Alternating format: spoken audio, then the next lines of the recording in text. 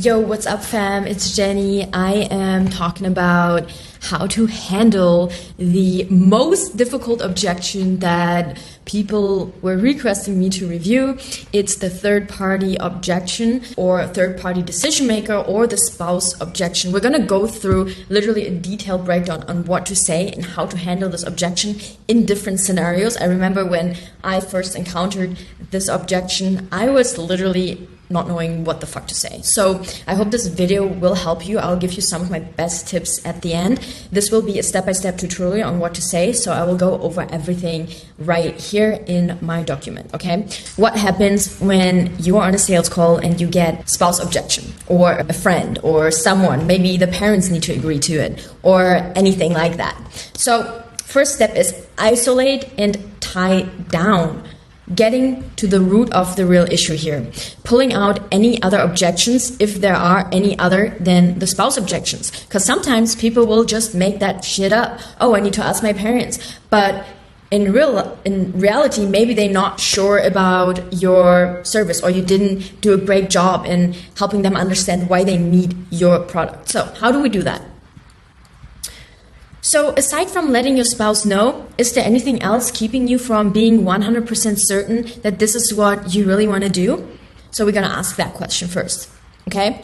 So if they say no, then you say something like, cool. And so let's just pretend that your husband or wife was on the call and said, Bob, I believe in you and support you in making this decision for your future.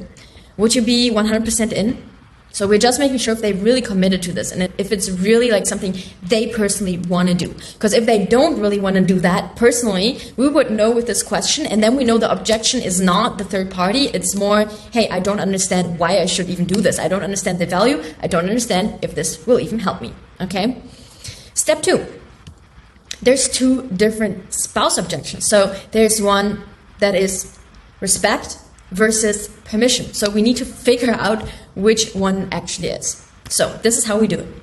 Awesome, I totally get that and agree with you. No problem at all. So we want to relate with them, bring up your spouse if you have one, if you're married, or talk about maybe your parents when they were married, or maybe you have a boyfriend or girlfriend and you just want to relate so they don't feel like you don't understand them, okay? So now, just for clarity's sake. So now we check on the respect objection, okay? Is this a respect thing where no matter what you're going to do, this regardless, you just want to let him, her know beforehand out of respect? We'll see, okay? Or do you need his, her permission to move forward, meaning it's not solely your decision. So that's 2 different objections. If it's out of respect, we handle this objection different than if it's a permission question. And most of the time, it's actually a permission question. So if they're not clear on their answer, if it's vague, when in doubt, it's a permission thing, like I told you, okay? If it's a respect thing and they are certain about doing it, they just want to let their partner know, you can be like, cool, can you just like call her and let them know right now? So you want her or him to hop on a call with their spouse or partner or whoever it is and ask them right there on your call so you can move forward with your close.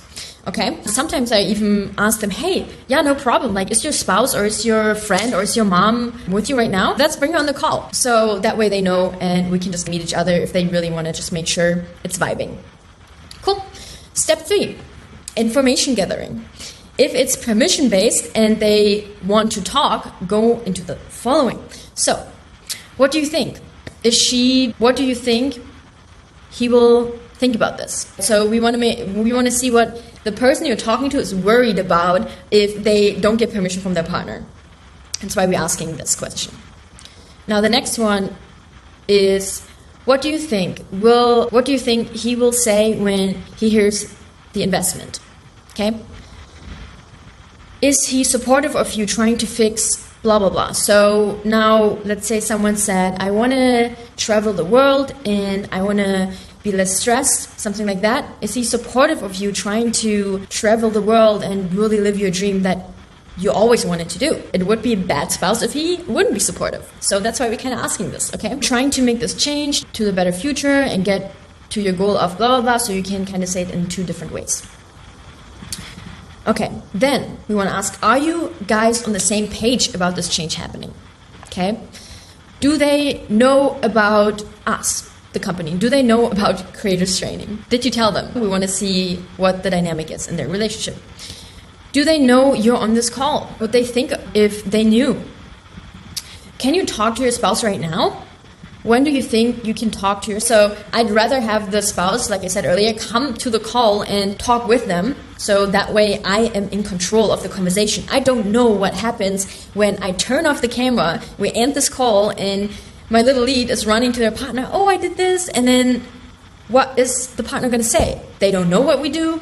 They have no idea what we're offering. They're going to say, it's a bad idea. So I don't want that to happen. Now, the other question is, when do you think you can talk to your spouse? I want to have control about the conversation. So I want to make sure I have a date that they give me or a time where I can check in case they actually can't come to the call right now. Step 4, clarify and contrast.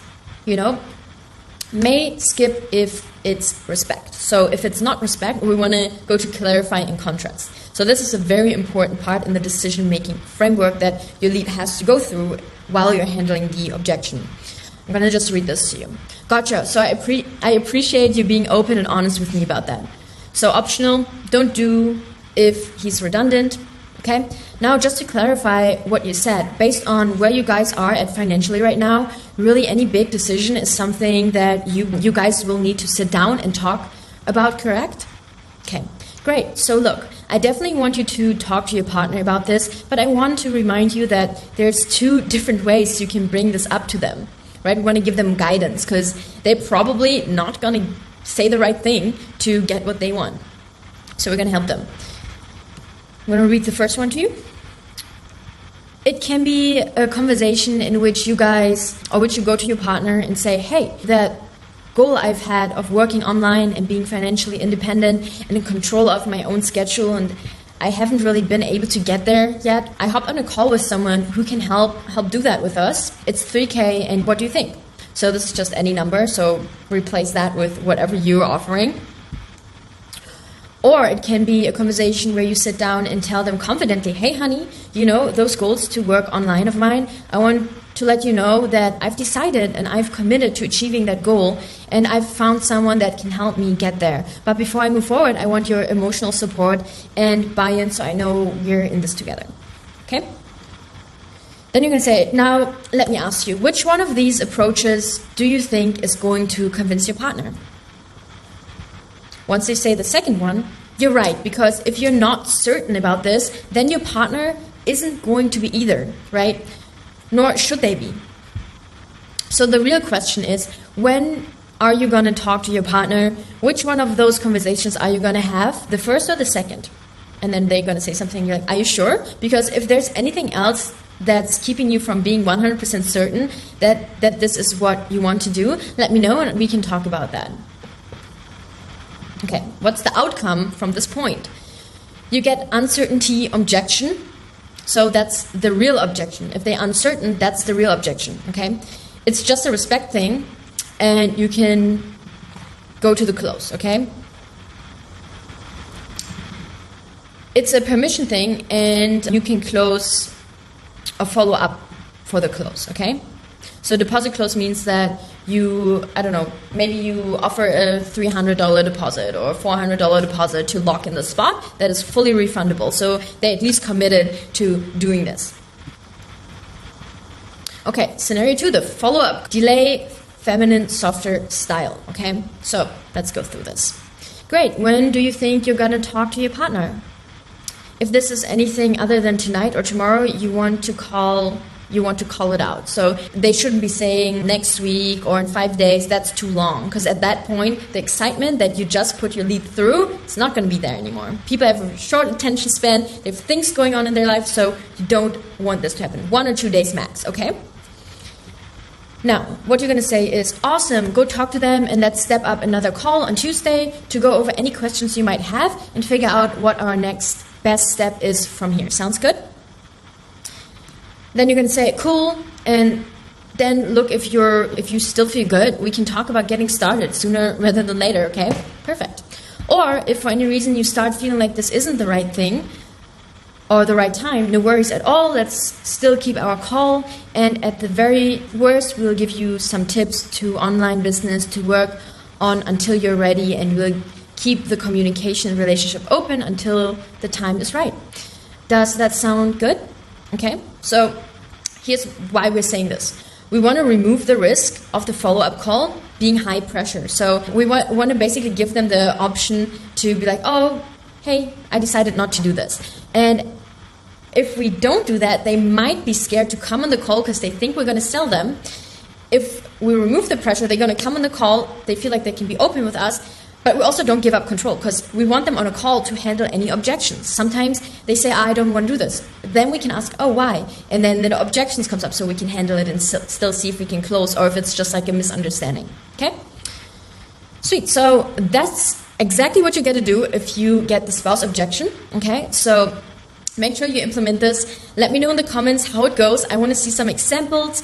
Like and subscribe for more business content on sales, scaling to 100K. So make sure you subscribe.